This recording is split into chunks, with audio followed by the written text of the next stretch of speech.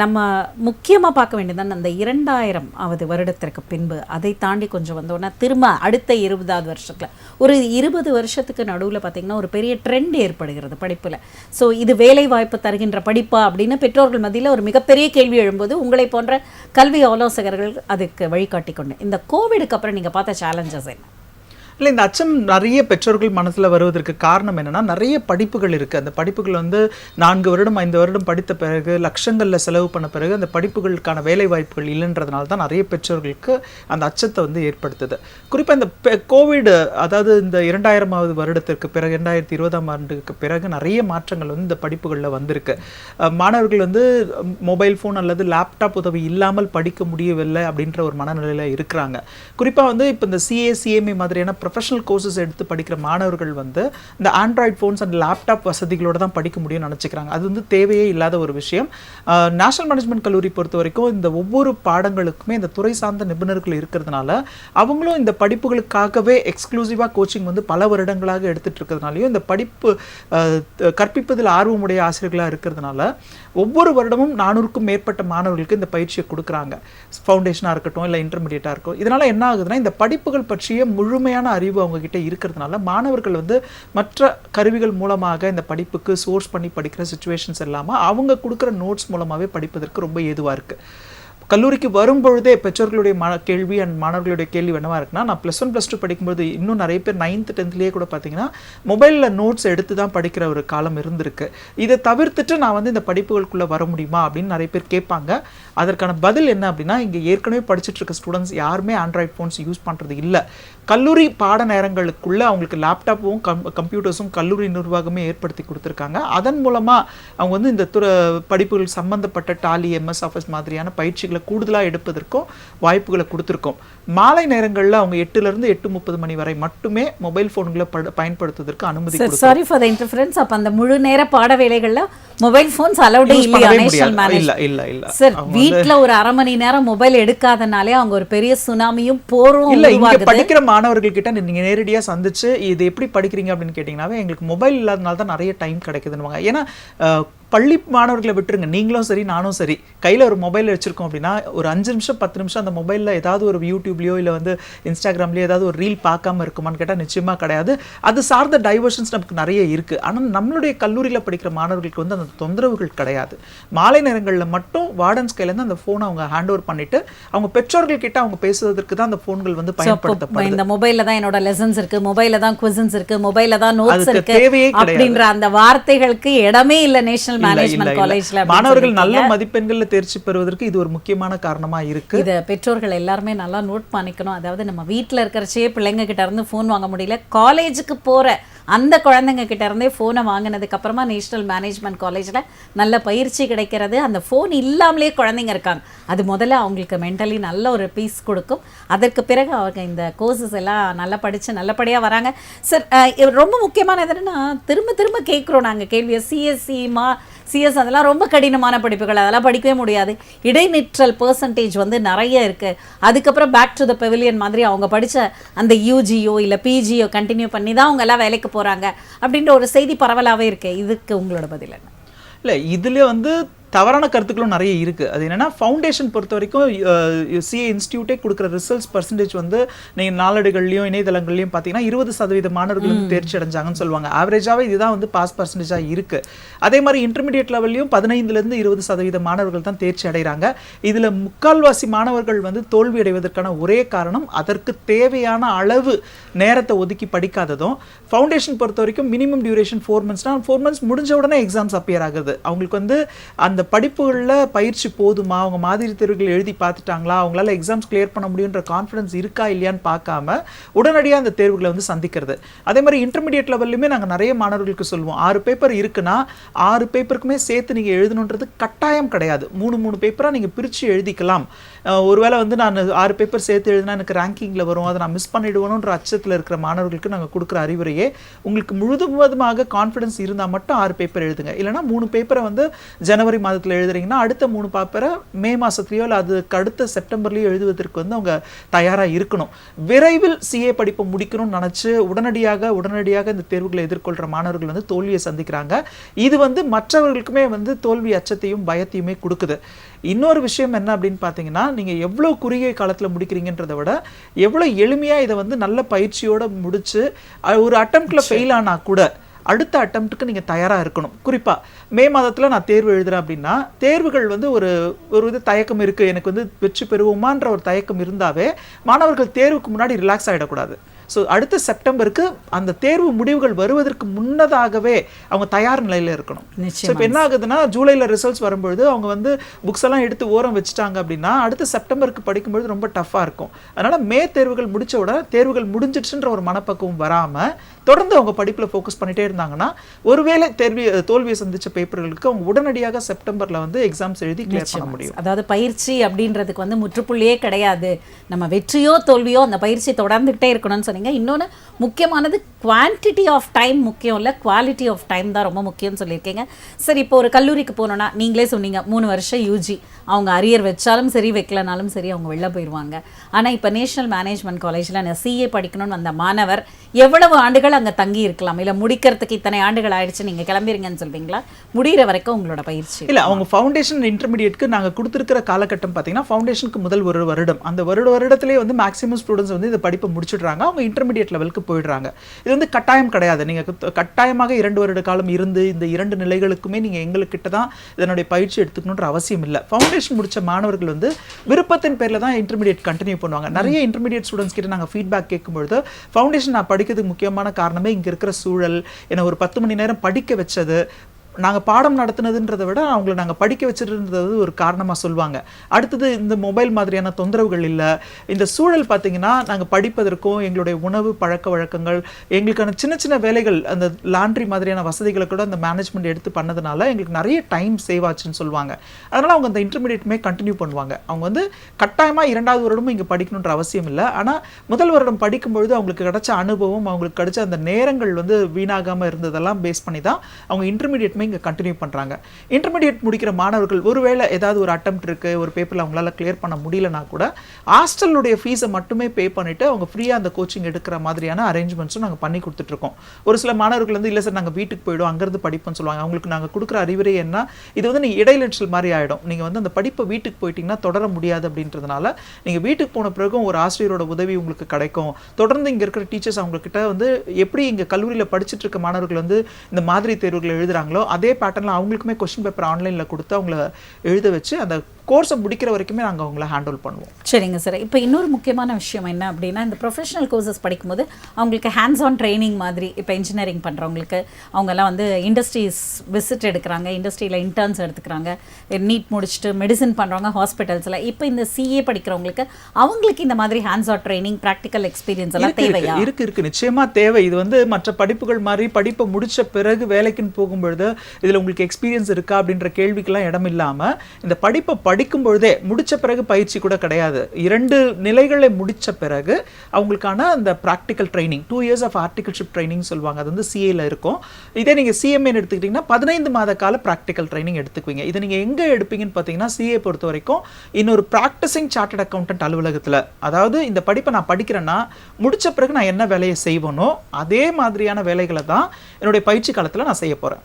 Accounting, auditing, tax filing மாதிரியான வேலைகளை நான் செய்கிற மாதிரி இருக்கும். இதுவும் வந்து முழு நேரமாக, இது வந்து நேம் சேக் வந்து இந்த ட்ரைனிங் எடுக்கிற மாதிரி இருக்காது. அந்த அலுவலகம் எவ்வளோ நேரம் செயல்படுதோ முழு நேரமாக திங்கள் முதல் சனி வரைக்கும் காலை 9:30 மாலை 6 மணி வரைக்குமே இந்த பயிற்சி எடுக்கிற மாதிரி இருக்கும்.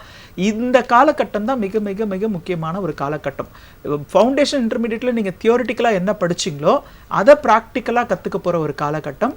மேலும் ப்ராக்டிக்கல் ட்ரைனிங் முடிச்ச பிறகு நீங்கள் ஃபைனல் படிக்கிறீங்க இல்லையா, அதனுடைய ப்ராக்டிகல்ஸுமே நீங்கள் வந்து இந்த 2 yearsல தான் நீங்கள் பண்ண போகிறீங்க. நீங்கள் வந்து கம்ப்ளீட்டாக அக்கௌண்டிங், ஆடிட்டிங், டாக்ஸ் ஃபைலிங்கில் வந்து எக்ஸ்பர்ட்ஸாக மாறுறதுக்கும், அது மட்டும் இல்லாமல் இந்த சிஏ படித்தவர்களுடைய உலகம் எப்படிப்பட்ட உலகம் அப்படின்ற ஒரு நாலேஜுமே உங்களுக்கு இந்த ட்ரைனிங் தான் கொடுக்கும். அங்கே இருக்கிற சீனியர்ஸ், அங்கே ப்ராக்டிஸ் பண்ணிட்டு இருக்க சார்ட்டர்ட் அக்கௌண்டன்ஸ், அங்கே இருக்கிற சீனியர் ஆடிட்டர்ஸ்லாம் வந்து அவங்க என்ன மாதிரியான நிறுவனங்களுக்கு வந்து ப்ராக்டிஸ் பண்ணுறாங்க, எந்த மாதிரியான அட்வைசஸ் பண்ணுறாங்க, என்ன மாதிரியான பிஸ்னஸ் ஆப்பர்ச்சுனிட்டி இருக்குது, அதுலேயும் குறிப்பாக இன்றைய காலகட்டத்தில் காலகட்டங்களில் பார்த்தீங்கன்னா ஒரு ட்ரெடிஷ்னல் சார்ட்டர்ட் அக்கௌண்டன்ட் மாதிரி அக்கௌண்டிங், ஆடிட்டிங் அண்ட் டேக்ஸ் ஃபைலிங்ஸில் மட்டும் ஹெல்ட பார்க்காம இந்த மாடர்ன் சார்ட்டர்ட் அக்கௌண்டன்ஸ் வந்து நிறைய விஷயங்களில் வந்து அவங்களை ஈடுபடுத்திக்கிறாங்க. குறிப்பாக இந்த புதுதாக ஆரம்பிக்க போகிற நிறுவனங்களுக்கு கொடுக்க போகிற கன்சல்டேஷன்ல இருந்து அவங்களுடைய நிறுவனங்கள் வங்கி கடன் பெறுவதற்கான வாய்ப்புகளை அவங்களுக்கு ஏற்படுத்தி தர்றது, அந்த நிறுவனம் வெளிநாடுகளில் கிளைகளை தொடங்குவதற்கு குளோபல் ஆப்பர்ச்சுனிட்டிஸை தயார் பண்ணி கொடுக்கறதுலேருந்து எல்லா கன்சல்டேஷனுமே இந்த மாடர்ன் சார்ட்டர்ட் அக்கௌண்டன்ஸ் பண்ணுறாங்க.